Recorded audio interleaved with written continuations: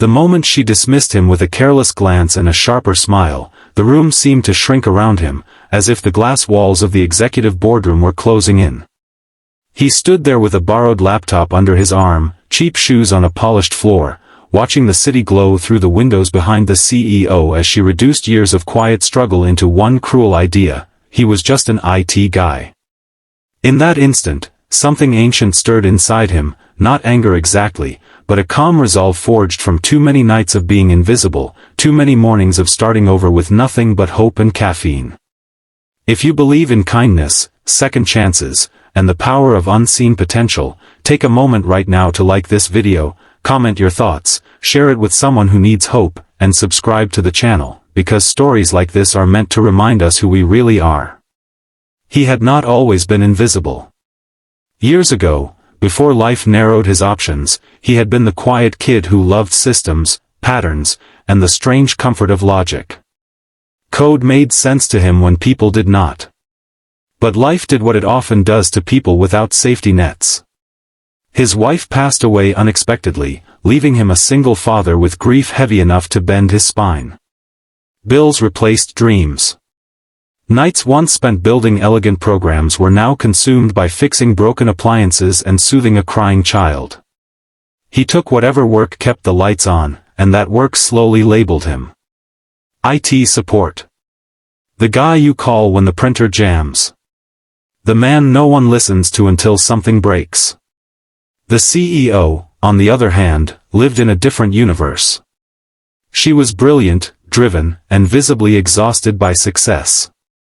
Her company, a fast-rising tech firm, had just secured a massive investment and was preparing to scale globally. The numbers were staggering, but beneath the shine, there were cracks. Systems buckled under demand. Data moved too slowly. Decisions were delayed because information could not keep up with ambition. She felt it, even if she did not yet understand it. That was why he was in the room that day, not as a visionary, but as a last-minute technical patch to calm a room full of investors. As she spoke confidently about growth and projections, he watched the live metrics on a secondary screen. Patterns emerged that others could not see. Bottlenecks hidden inside success. A flaw in the architecture that would not fail today or tomorrow, but soon, catastrophically. His fingers twitched, itching to rewrite what was wrong, but he had learned restraint. People like him were not asked to think big. They were asked to fix small things quietly and disappear again. When the meeting ended, applause filled the room. She turned to him only because protocol demanded acknowledgement. Her words were efficient, dismissive, final. In her world, hierarchy defined value. Titles equaled intelligence. He nodded, thanked her, and walked out without protest. But that night, after putting his child to sleep, he opened his old laptop. The fan whined. The screen flickered. And he began to write. What he wrote was not flashy. It was a single line of code, born from years of understanding systems under stress. One elegant solution that restructured how data flowed, how decisions could be made in real time without friction. It was not meant to impress anyone. It was meant to work. He tested it again and again, watching as simulated loads that once crushed the system now passed through effortlessly. He sent it anonymously to a company repository, flagged as a suggested optimization, and went to bed without expectation. By morning, alarms were ringing in offices he had never entered. Metrics changed. Dashboards lit up green where red had lived for months. Latency dropped. Costs shrank. Scalability multiplied. The company did not just stabilize, it soared. Investors noticed. Analysts speculated. Billions flowed in faster than anyone had predicted. The CEO stared at the numbers in disbelief, tracing the change back through logs and commits until she found it. One line. One contributor. An IT support account she barely remembered. Reality has a way of humbling even the strongest egos. She asked to meet him again, this time without the glass wall between them. When he walked into the room, nothing about him had changed. Same jacket. Same calm eyes. But everything around him had.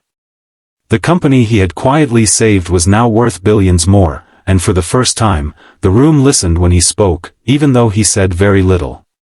Recognition followed, but it did not change him the way people expected. He accepted the promotion, the financial security, not for status, but for peace. His child would never again hear stress in his voice over unpaid bills. Nights would return to quiet creativity instead of survival. The CEO learned something too, though it cost her pride. Leadership was not about who spoke the loudest, but who understood the foundation beneath the noise.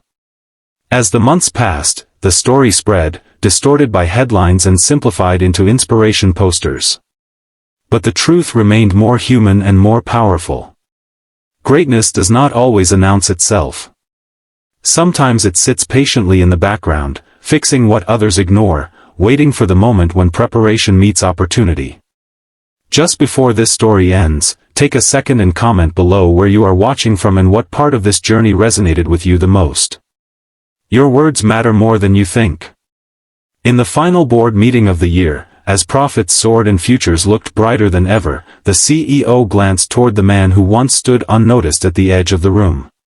She saw not just an IT guy, but a reminder of humility, resilience, and the quiet strength of people who carry the world without demanding applause. And if this story touched your heart, if it